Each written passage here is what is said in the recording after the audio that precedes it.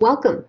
You're tuned in with Teresa Carter and Erica Rogers. We both serve IDLA as district support specialists. The goal of our video is to equip you with tools and strategies for staying connected with your parents and students. We acknowledge that you may not be able to control how much work your students complete, but you can control your efforts to stay connected to them in meaningful ways. It's important to be able to look back on this unprecedented time and feel in our hearts that we did everything possible toward our students. We'll share some information and then provide a document where you can share what you're already doing, because we know you already have some strategies in place. Erica? Thank you, Teresa. We have a couple recommendations for you guys at this time of remote working. Develop a routine. If your school already has a schedule in place for the hours you're supposed to work, please follow those. And if not, consider scheduling regular hours for yourself during the day. When we're not at school, sometimes we have a tendency to keep on working, so don't forget to give yourself breaks and don't overwork. Also consider when and how you'll be available to your students. Is email the best form of communication, and what will your policy be for responding to those emails? Do students know those policies? Can you text your students, and what are the school policies on those? Our IDLA suggestion is to make sure that you save any text messages and send them to your email so you can have a record of those for later. Are you going to host virtual office hours in Google Meet or Zoom? And will students know what hours those are and how to join those sessions? And can students call you during certain hours of the day? And how are those all being communicated out to your students for your availability? We also want to stress the importance of monitoring student works and helping them to work remotely successfully. Do they have internet and a device to work on? Do they have a smartphone? If so, downloading the Schoology app would be a great way for them to work on their cohort courses. We also have a student impact team who is gathering data and reaching out to students who don't have internet or devices. But knowing your students and their capacity will be really helpful for our IDLA teachers as well. What is the best way to keep in contact with your students? Is it by emailing or calling the parents? Is it by emailing or calling the students? Do the students have a cell phone? Is texting a good way to get a hold of them? If you could share that information with your IDLA teacher, whatever the best contact is, that will be super helpful for them as well. Just a reminder, as you monitor progress, you go into the SIS, or the Student Information System, and click on Student Status. That will show you the grades as of the last progress report. So whatever was the last date of that progress report will be that progress. However, if you click into the magnifying glass shown here on the right, that will take you into Schoology or Buzz as an observer. And that will give you the most current and up-to-date progress for each of your students. We also wanted to note that if you click on the little speech bubble, that will show any communications that the student has received from you through the Student Information System, from IDLA as an organization, and from their teachers. If you can be the student's advocate, that's awesome, but we also want you to help them advocate for themselves. So follow up with the students about their grades, both negative and positive. Sometimes I think we focus so much on the students who are struggling.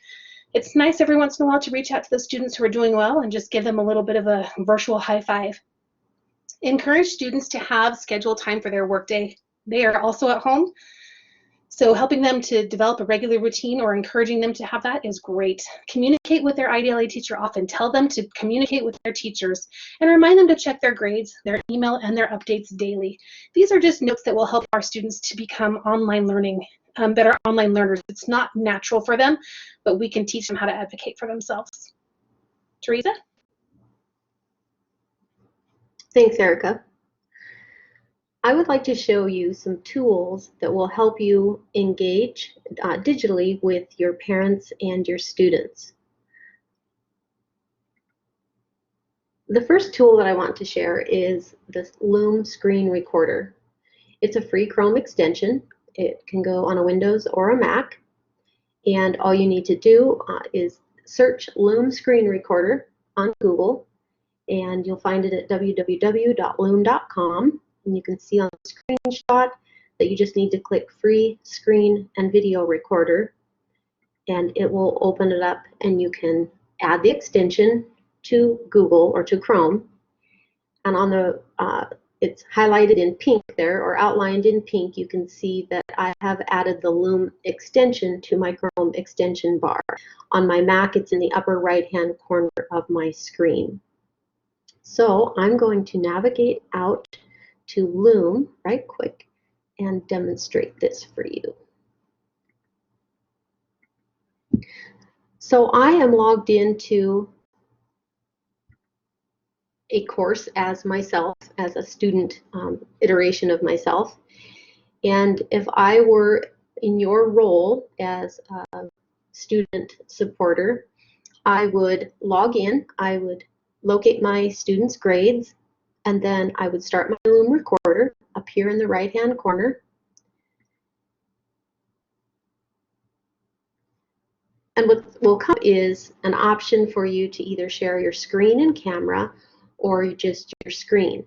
So I'm going to be brave and share my camera just because my students are used to seeing my face, and so I'm not shy about that. But if you prefer not to, just click on screen only.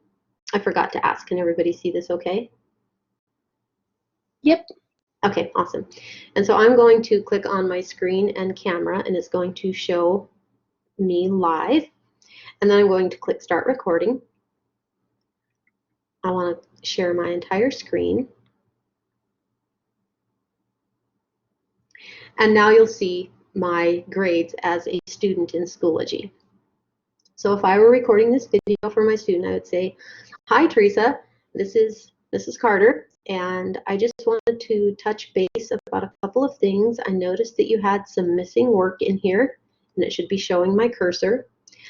You have some missing work in here, and I was wondering if I could help you overcome barriers. Or you could take a moment and point out some feedback from the teacher that the student could act on. Regardless, you're just sharing your screen with the student in hopes of engaging with them and giving them some further instruction." So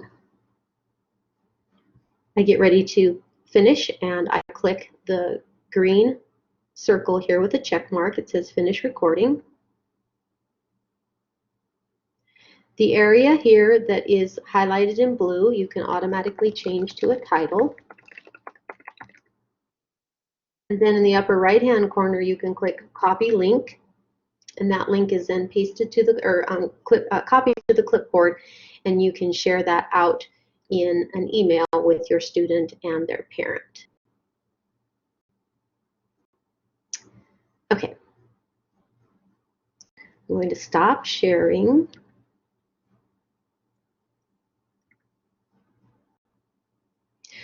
My second tool that I'd like to share is an interactive wall for video, and it's called Flipgrid. It's a free app or a free platform. You do need a computer camera and sound, or you can use a cell phone, and you do need the Flipgrid app. The way this works is a teacher poses a question after they've created this grid. They pose a question by putting their own video on there, and then they post their video, send that out to students via a code. Students use the code to log in, and then they click this green circle with a plus mark. They record their own video, and then you have posts and replies on this, this wall. If you want to try this out as a student, I created a grid, and you can type this in the blue. You can type that into a browser, https://flipgrid.com/f166c9bc. And that should take you into our wall or into our grid.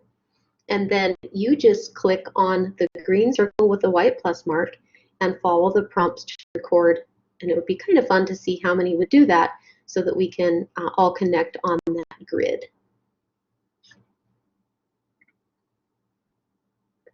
A third tool I wanted to point out was Remind.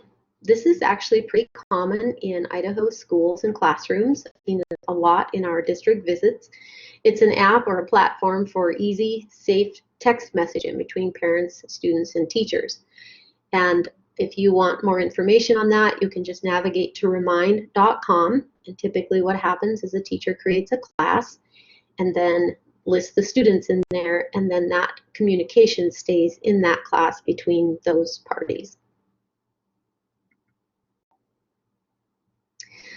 Another option that you can use is to drop a postcard in the mail. I use this often with my custom sessions. It costs me 35 cents to put a stamp on a postcard, and then I just jot them a little note letting them know that I'm thinking about them. And then, of course, you can use a phone to call them. Those are two low-tech ways, really, to be able to connect with your students. I want to talk just a moment about motivation. We know that motivation comes from within, and so sometimes it's hard to motivate somebody who doesn't want to be motivated. But a couple of options. One of them is to enlist a business in the community, in your community, for a donation of some sort, and use that as an incentive if students meet a weekly goal. So, for example, if the goal is to log in and communicate with you, 2 times or 3 times a week, and you keep track of that, and they meet that, then you could possibly offer an incentive for that and enlist the community to help you do that. Another option is the interactive tool. Just like I shared with you before, these are great ways to connect not only with students but with parents. And the bottom line is, please don't let fear get in your way. We know that those tools might look a little scary, or that you're not familiar with the platform, but reach out to Erica or to myself, and we would just be more than happy to help you get set up. We want to know what you're doing to support your students. We know that you folks already have things in place. We know that you are connecting with your students and your parents. Here is a picture of the source document that we have linked in our slides. And Andrea Cervantes from the Twin Falls School District is already using Loom to create videos to explain assignments and to walk through instructions for students. So we already know that these things are taking place, and we would love for you to log in and fill out those 4 spaces and share your idea, because you never know when your idea might spark somebody else's ideas or give them courage to try something out. Erica? Thank you. We are absolutely better together, like Teresa was just saying on that crowdsourced document, and that kind of goes hand in hand with communicating with the IDLA teacher. Through the SIS, the Student Information System, you can click on Communication and then New Email, and you can create an email that goes out to the students, the parent, the IDLA teacher, whoever it is that you want to involve in that email. We also wanted to let you know that if you go as an observer into Schoology and click on Materials in the Start Here folder, you'll be able to see a link for the contact information and late work policy, which will take you in to show you the teacher's email address as well as their phone number if you're looking for a way to call them. And in Buzz, if the student has started working on their Flex course, you'll be able to click on Student Resources and then see a folder called Instructor Information that will have that information as well. You are the best when you tag team with the IDLA teacher.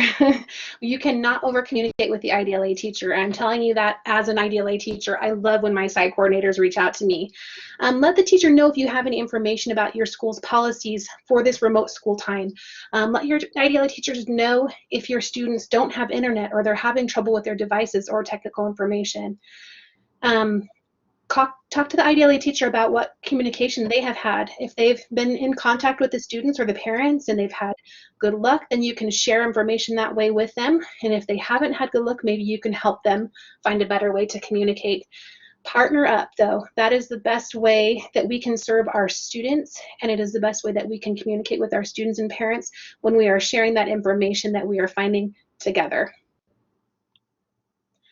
Lastly, I feel you guys, I feel you. I'm the same as this little guy on the left. When you're at work and you're trying to stay positive, that is how we are all feeling, I suspect, right now in this uncertain kind of different time. It was totally unexpected and it came out of nowhere really quickly, and we're all doing the best to kind of try to navigate this interesting time.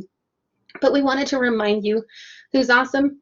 You're awesome. You are all doing such a fantastic job to support Idaho students across the state, and we appreciate you, and we want you to know that your work does not go unnoticed. You are boots on the ground for our kids, and we appreciate anything and everything that you do to continue monitoring their progress and keep in touch with those kids at this time. Teresa. Thanks. So as we end today, we wanted to share our regional support team information. This video and the slide deck will be shared in our IDLA Site Coordinator resource folder, and we'll also send it out in an email. So if you access it either way, you'll have access to the slide deck, and then you'll be able to click on the links in the slides. Also, as we wrap up, please remember that we here at IDLA have a wealth of resources at our fingertips. If you or anyone you know is struggling in any aspect of this difficult time, please reach out. We may be able to connect you to somebody who can help. And finally, please remember that you are your kids' champions and you can do hard things. Stay safe and well, and we look forward to hearing from you.